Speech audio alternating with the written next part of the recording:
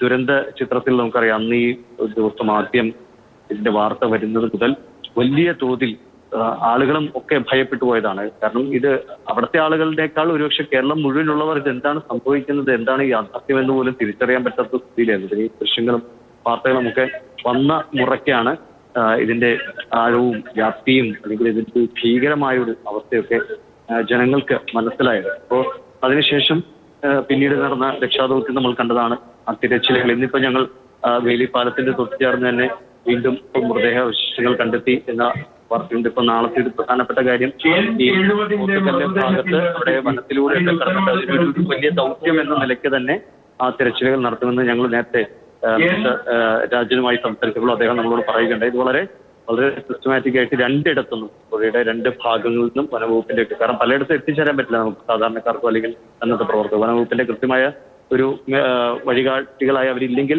വലിയ ബുദ്ധിമുട്ടാണ്. അപ്പോൾ ആ രീതിയിൽ ഒരു കൃത്യമായ ഒരു പരിശോധന കൂടി പൂർത്തിയാക്കുക എന്നതാണ് മന്ത്രി പറഞ്ഞത്. പിന്നെ രാവിലെ ഈ തുടക്കം മുതൽ ഇങ്ങോട്ടുള്ള കറക്റ്റ് ഒരു സ്കെച്ചിങ് വേണമെങ്കിൽ പറയാം. കാരണം കറക്റ്റ് സ്ഥലം, അപകടങ്ങൾ ഉണ്ടായ സ്ഥലം, നഷ്ടപ്പെട്ട വീടുകൾ, ആളുകളുടെ പേരുവിവരങ്ങൾ ഒക്കെ തയ്യാറാക്കി വളരെ വേഗത്തിൽ തന്നെ ഇതിന്റെ ഒരു അടുത്ത സ്റ്റെപ്പിലേക്ക് നമുക്ക് പോയല്ലേ പറ്റൂ. എന്തൊക്കെ നമ്മൾ ദുരന്തങ്ങൾ നേരിട്ടാലും നമ്മൾ ദിവസങ്ങൾക്കകം തിരിച്ചു വരുന്ന ഒരു വിഭാഗമാണല്ലോ മനുഷ്യൻ. അപ്പോൾ അത് അടുത്ത ഘട്ടത്തിലേക്ക് പോകാൻ വേണ്ടി ഈ ഒരു പ്രോസസ്സ് അത് പൂർത്തിയാക്കേണ്ടതുണ്ട്. അപ്പോൾ ഇന്നത്തെ ഈ ഒരു മാസ് കമ്മീഷൻ ഇത് കഴിഞ്ഞു കഴിഞ്ഞാൽ പിന്നെ ഇടയ്ക്ക് കിട്ടുന്ന മൃതദേഹങ്ങളായിരിക്കും. അത് അതിൻ്റെതായ രീതിയിൽ ഒരു പക്ഷേ ഇവിടെയാണോ അല്ലെങ്കിൽ ഏതെങ്കിലും രീതിയിൽ മറ്റെവിടെയെങ്കിലും ആണോ ഇവിടെ തന്നെ സ്ഥലം കൊടുക്കാമെന്നാണ് ഈ എസ്റ്റേറ്റ് ഒക്കെ അറിയിച്ചിരിക്കുന്നത്. അതുകൊണ്ട് എനിക്ക് ഇവിടെ തന്നെ ഇതിനോട് ചേർന്ന് തന്നെ ഇനി ലഭിക്കുന്ന മൃതദേഹങ്ങൾ അടക്കം ചെയ്യാനുള്ള, സംസ്കരിക്കാനുള്ള ഒരു സൗകര്യം കൂടി ഉണ്ടാകും. അതായത് ഇതൊരു ഈ നമ്മൾ ഓർക്കാനോ അല്ലെങ്കിൽ ഒന്നും ഇഷ്ടപ്പെടാത്ത ഒരു ദുരന്തത്തിന്റെ വേദനിപ്പിക്കുന്ന ഒരു സ്മാരകമായി ഇങ്ങനെ പറയാൻ കഴിയും. ഒരു വേദനിപ്പിക്കുന്ന സ്മാരകമായി ഇവിടെ ഉണ്ടാകും ഈ സ്ഥലം. അങ്ങനെ ഇതിപ്പോ ഈ നടക്കുന്ന സ്ഥലം ഒന്നുകൂടി പ്രേക്ഷക സ്ഥലത്തിലേക്ക് പറയും. നമ്മൾ പുത്തുമല ഏറെ നാൾ മുമ്പ് പുത്തുമലയിൽ ഇതുപോലെ സമാനമായ അപകടം നമ്മൾ കണ്ടതാണ്. അവിടെയും മനുഷ്യജീവികൾ ഇതേപോലെ നമുക്ക് നഷ്ടപ്പെട്ടു, വീടുകൾ നഷ്ടപ്പെട്ടു. അത് ആ മല ഇടിഞ്ഞ് ഒഴുകി വന്ന സ്ഥലമാണ് കേട്ടോ ഇത്. ഇതിന്റെ ഈ തെറ്റിന്റെ ഒക്കെ തൊട്ട് താഴേക്കാണ് ഇടിച്ചു കുത്തി മലവെള്ളവും കല്ലും മണ്ണും ഒക്കെ പോയത്. അപ്പോൾ അതിന്റെ പിന്നീട് ഈ സ്ഥലവും അങ്ങനെ കാര്യമായിട്ട് മനുഷ്യവാസം ഇല്ലാതായി മാറി. പക്ഷെ ഇതിന്റെ ഒരു കുറച്ച് ഉയർന്ന ഭാഗത്താണ് ഇപ്പോൾ അതിന്റെ തൊട്ടടുത്ത് തന്നെ ഉണ്ടായി വലിയ ദുരന്തത്തിന് നിര്യായവർക്കുള്ള സംസ്കാരത്തിലുള്ള സ്ഥലം ഇരിക്കും. എനിക്ക് ഇപ്പോൾ ഏകദേശം 8 മൃതദേഹങ്ങൾ ഇവിടുന്ന് താഴേക്ക് പോയിട്ടുണ്ട്. ഈ പന്തലിൽ നിന്ന് 8 മൃതദേഹങ്ങൾ താഴേക്ക് ഇറക്കി. അതിൽ സങ്കടത്തോടെ പറയട്ടെ, അതിൽ ചിലതൊക്കെ എനിക്ക് തോന്നുന്നു കുഞ്ഞുങ്ങളുടെയൊക്കെയാണ് പോകുന്നത്. ആ കടാവർ ബാഗുകൾ ഇതിന്റെ സൈസൊക്കെ കണക്കാക്കുമ്പോൾ എന്താണ് പറയാ, ഇങ്ങനെ ആകാം. ഇതൊക്കെ സ്കൂളിലും പിള്ളേർമുള്ള സ്കൂളിലും ഒക്കെ പഠിച്ച പ്രിയപ്പെട്ട കുട്ടികളുണ്ട്. അതിൽ പലരെയും അത് ടീച്ചർമാരൊക്കെ പ്രതികരണങ്ങളൊക്കെ നമ്മൾ ഒരു സങ്കടത്തോടെ പറയുന്നത് നമ്മൾ കണ്ടതാണല്ലോ.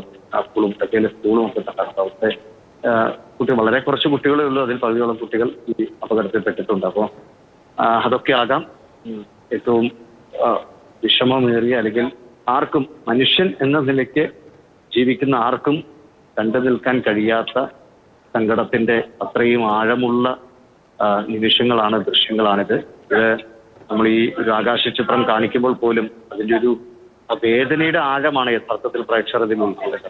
നിരനിരയായി മൃതദേഹങ്ങൾ അടക്കം ചെയ്യാനായി കുഴികൾ തോണ്ടി മനുഷ്യൻ ഇങ്ങനെ കാത്തിരിക്കുന്നു.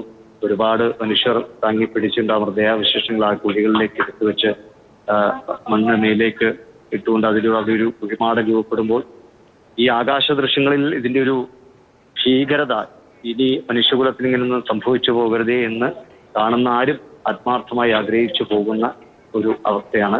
ഇനിയിപ്പോ ഇന്ന് 7 ദിവസം കഴിയുന്നല്ലോ. നാളെയും ഞാൻ നേരത്തെ സൂചിപ്പിച്ച ആ തിരച്ചിലുകൾ നടക്കും. മുണ്ടക്കയിലൊക്കെ അതിന്റെ മറ്റ് വിവരശേഖരണം കൃത്യമായി നടന്നുകൊണ്ടിരിക്കുന്നു. അതിന് എടുത്തു പറയേണ്ട ഓരോ സർക്കാരിന്റെ ഓരോ വകുപ്പും ഇതിൽ അതിന്റെ ഈ ദൗത്യത്തിൽ പങ്കാളികളാകാത്ത ഒരു വകുപ്പും ഇല്ല കേട്ടോ. എല്ലാ സർക്കാർ സംവിധാനങ്ങളുടെയും ഓരോ ഉദ്യോഗസ്ഥരും ജീവനക്കാരും ഒക്കെ കഴിഞ്ഞ ഒരാഴ്ചയായി എല്ലാവരും ഇവിടെയുണ്ട്. അവർക്ക് ചുമതലപ്പെട്ട കാര്യങ്ങളൊക്കെ അവർ അത് പൂർത്തീകരിച്ചുകൊണ്ടിരിക്കുകയാണ്. ദിവിഷ, അതിൽ വേദനിപ്പിക്കുന്ന ഒരു കാഴ്ചയാണ് ഇപ്പോൾ നമ്മൾ കണ്ടത്. ആ കല്ലുകളിൽ നമ്പർ എഴുതി വെക്കുന്ന ആ ഒരു കാഴ്ച എന്ന് പറയുന്നത് അതാണ് അവരുടെ അടയാളം. DNA പരിശോധനാ ഫലം അതെത്തുന്നതു കൂടിയായിരിക്കും, അതിൻ്റെ മേൽവിലാസമായിരിക്കും അവർ ഉണ്ടാവുക. അങ്ങനെയുള്ള വേദനിപ്പിക്കുന്ന രംഗങ്ങൾ ഓരോന്നും പുത്തുമലയിൽ നിന്ന് വരികയാണ്.